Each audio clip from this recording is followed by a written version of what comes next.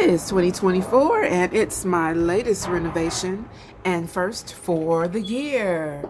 Taking you through before it hits the market, just in case you or one of your buyers happens to be looking for a 3-bedroom home. And come with me, see what's going on. Just finished this one. Got this nice, wonderful upward Sherwin-Williams color, so it is the color of the year. Yes, I used the color of the year, and it is ready for a new homeowner. Nice open floor plan, backyard behind that door, and upstairs there's the half bath, garage. It's a 2-car garage. And again, I've just finished this renovation, courtesy of one of the best contractors in the business.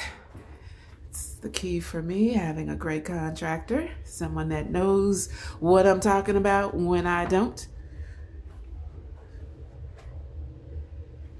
Hall bath, and this is the owner's suite. The tray ceiling, overlooking the backyard. Got those cabinets open because there's still some cool weather expected over the weekend. Bathtub and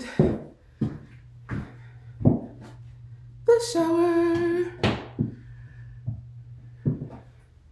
So again, this is freshly renovated and it's ready for a new homeowner. Excuse me, new family.